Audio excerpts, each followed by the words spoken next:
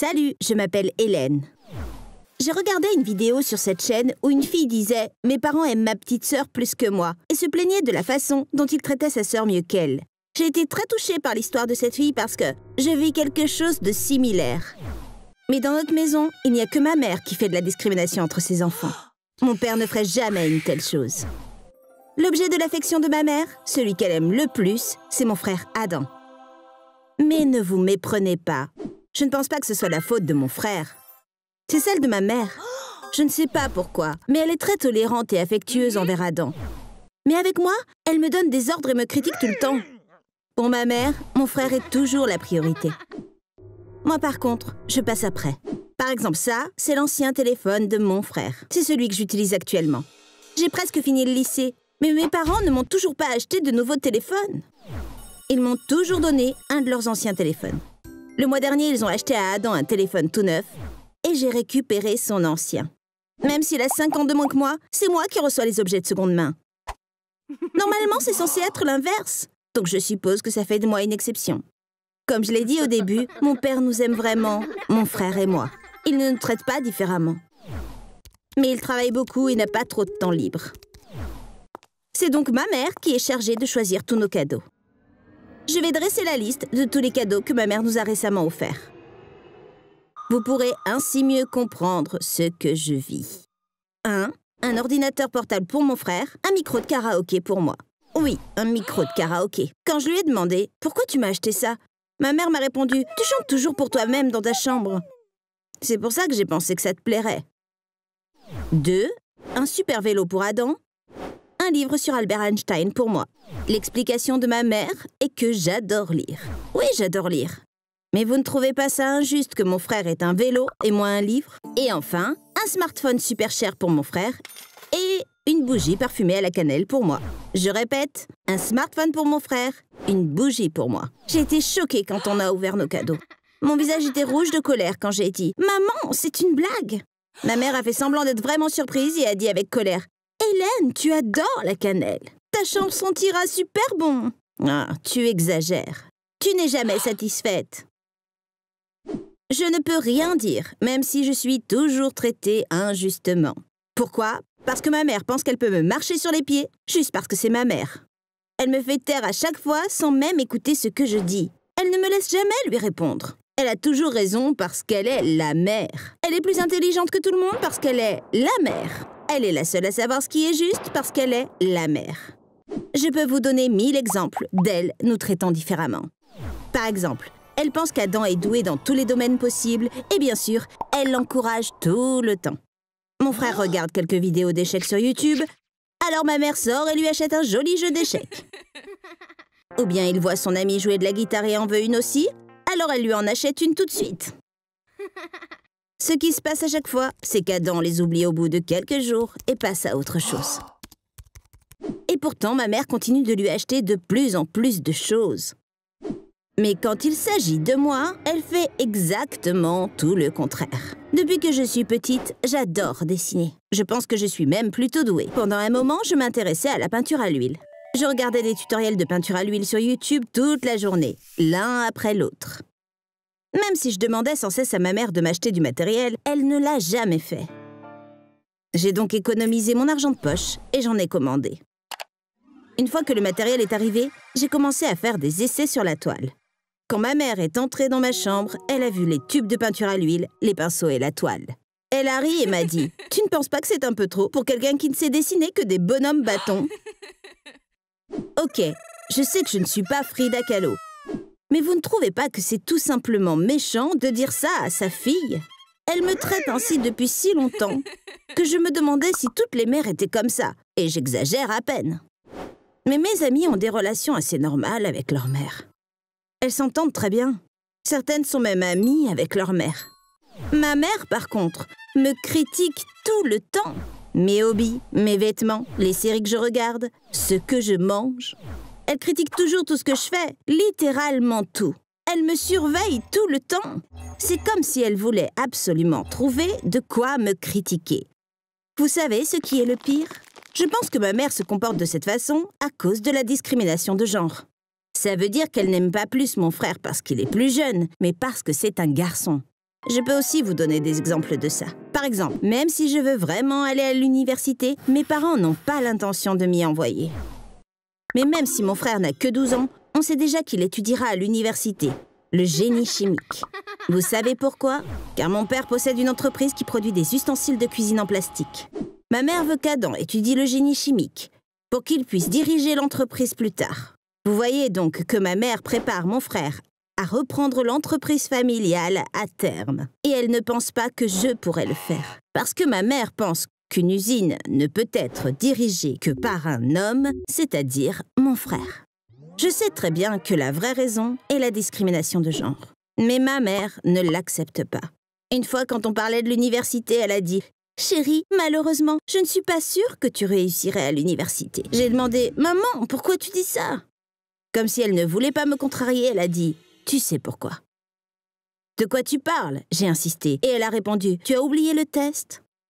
J'étais tellement choquée quand elle m'a dit ça. Quand j'avais 13 ans et qu'Adam en avait 8, ma tante, qui est psychologue, nous a fait passer un test de QI. C'était un simple test fait pour les enfants. Je ne pensais pas qu'il fallait le prendre au sérieux. Les résultats du test disaient que mon QI était de 105 et celui de mon frère de 115. Selon ma tante, obtenir 90 à 110 points indique une intelligence moyenne, alors que 110 à 120 points indique une intelligence supérieure à la moyenne. D'après ce simple test, ma mère a conclu que je n'obtiendrais pas de bons résultats à l'université.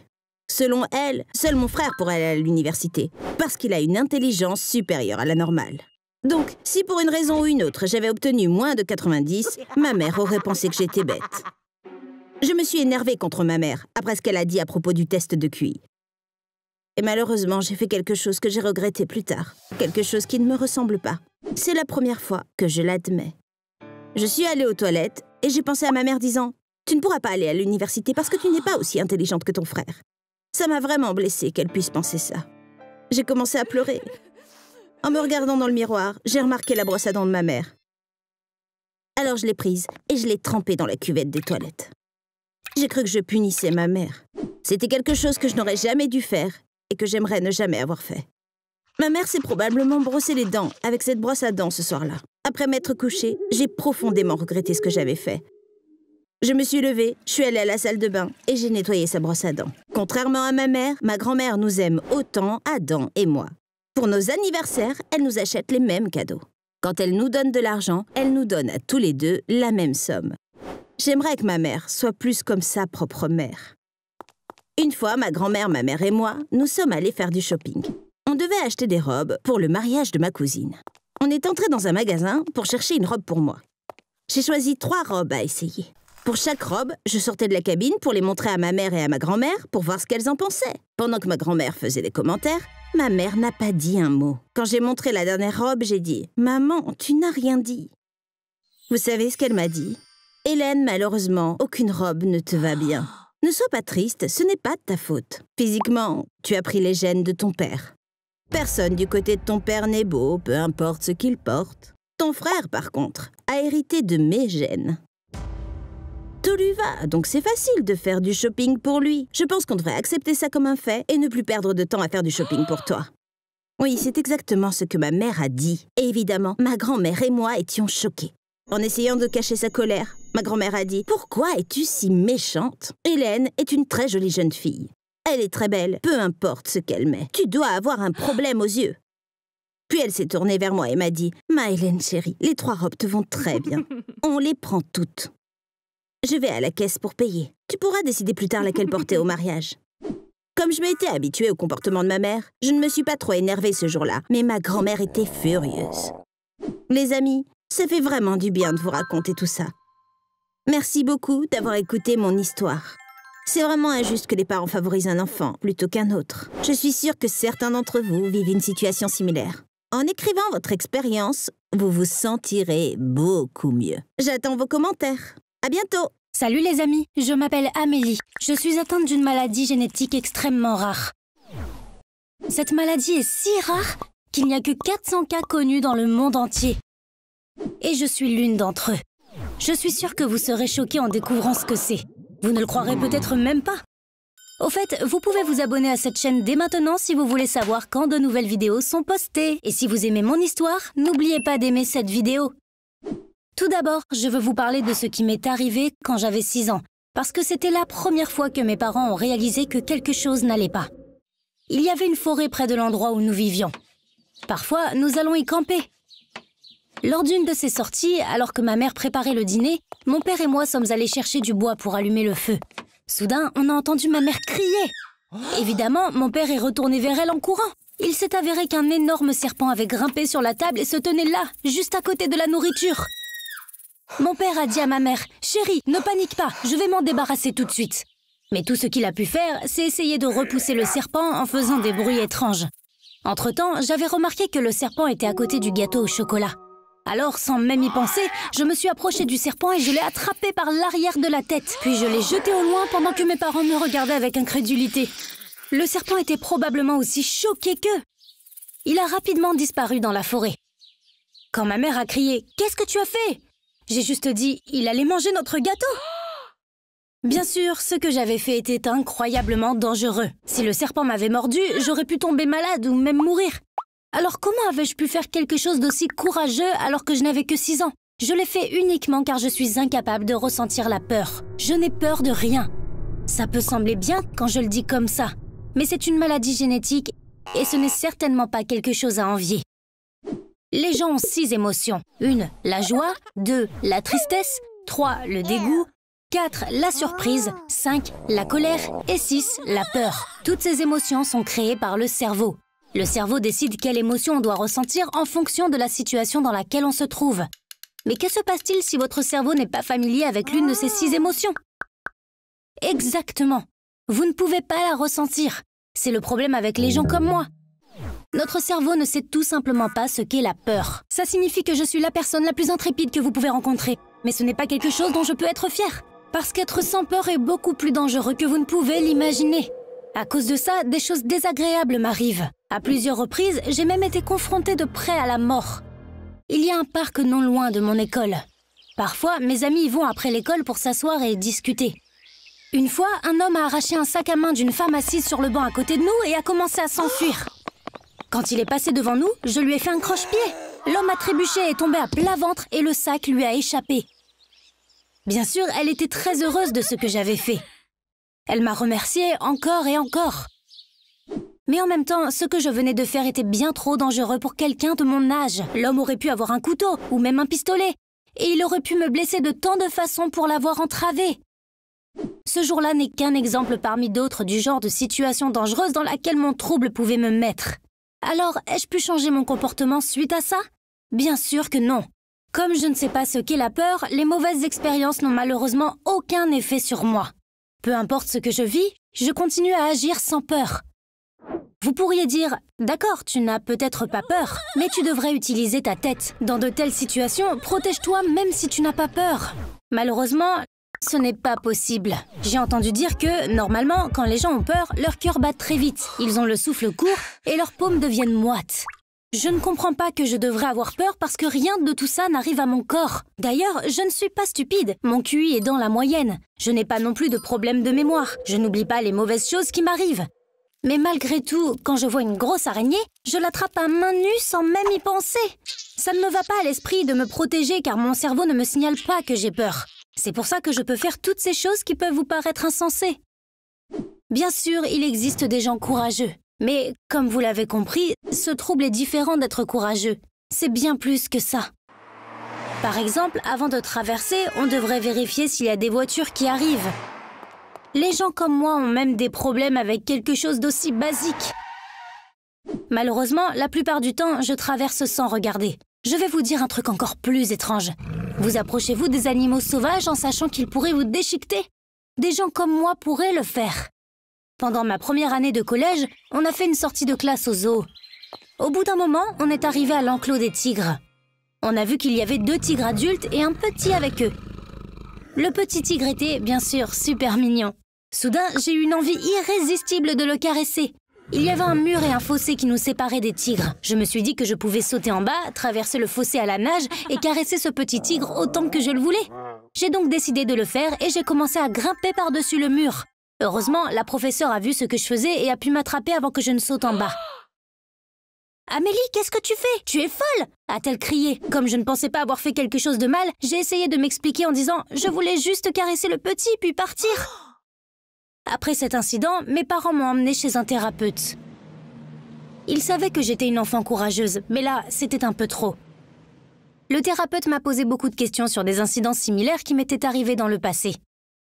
Après, il a dit à mes parents « Il semble que le problème d'Amélie ne soit pas psychologique » et les a orientés vers un neurologue. J'ai appris que les neurologues sont spécialisés dans les questions liées au cerveau. Ils m'ont fait passer de nombreux tests neurologiques. Par exemple, lors d'un test, le médecin m'a montré des photos de visages de personnes et m'a demandé comment elles se sentaient. Pour la première photo, j'ai dit « Il rit, donc il est heureux ». Pour la prochaine, elle pleure, donc elle est triste. Sur la troisième photo, il y avait une femme qui criait. J'ai dit « Elle crie, donc… » Et je me suis tue. Je me rends compte que ça semble fou, mais quand je vois le visage de quelqu'un qui a peur, je ne comprends pas qu'il a peur. Mon cerveau est non seulement incapable de créer la peur, mais il ne comprend pas non plus que d'autres personnes ont peur, car il n'a aucune idée de ce qu'est cette émotion. Comme mon cerveau ne le sait pas, je ne le sais pas non plus. Après ces tests, les neurologues m'ont donné un diagnostic définitif, trouble de l'absence de peur. Comme il s'agit d'une maladie génétique très rare, je suis devenue un cas d'étude dans la littérature médicale. De temps en temps, des scientifiques viennent me voir et effectuent de nouveaux tests. Les recherches sur ce trouble se poursuivent, car sa cause est encore inconnue. Comme vous l'avez peut-être deviné, il n'y a pas non plus de traitement. Je devrais vivre avec pour le reste de ma vie. Alors, y a-t-il des avantages à avoir ce trouble?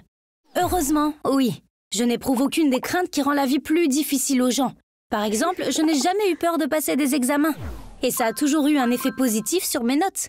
Je n'ai pas non plus peur de parler en public. Comme je suis très à l'aise, je finis toujours déléguée dans les réunions parents-professeurs. Je n'ai pas non plus de phobie, comme la peur des espaces clos ou la peur des clowns. Et je n'en aurai jamais. Enfin, je dors toujours comme un bébé quand je prends l'avion. Je n'ai jamais peur, même si l'avion tremble beaucoup en cas de turbulence. Une fois, alors qu'on volait dans un orage, j'ai vu la foudre frapper un des moteurs de l'avion. J'ai ri et je l'ai dit à ma mère. Elle m'a dit « Amélie, ne me dis pas ces choses-là! Tout le monde n'est pas aussi courageux que toi !» Mes amis m'ont dit que la peur peut être agréable dans certaines situations. Bien sûr, je passe à côté de tout ça. Par exemple, je n'aime pas les films d'horreur parce qu'ils ne me font pas peur. Et je n'ai pas peur des fantômes, des zombies ou des vampires. Les scientifiques qui étudient mon trouble ont placé des électrodes sur ma tête et m'ont fait regarder des scènes des films les plus effrayants. Grâce à ces électrodes, ils pouvaient voir ce qu'il se passait dans mon cerveau en temps réel. Les tests ont démontré qu'il n'y avait aucune activité dans la partie de mon cerveau liée à la peur. Il fallait s'y attendre, mais maintenant, c'était prouvé scientifiquement. Une autre chose que tout le monde aime et que je n'aime pas, c'est de faire des montagnes russes. J'ai cédé à la pression de mes pères une fois et j'en ai fait une, même si je savais que je n'aurais pas peur. Ils ont perdu leur voix à force de crier. Moi, en revanche, je me suis juste ennuyée. Maintenant, vous connaissez tous les détails de mon histoire. La peur nous tient à l'écart du danger. Elle est donc importante pour notre survie. Mais malgré tous les inconvénients, voudriez-vous quand même être à ma place? Dites-le moi dans les commentaires. Merci de m'avoir écouté. Partager tout ça avec vous m'a fait beaucoup de bien. Bye bye!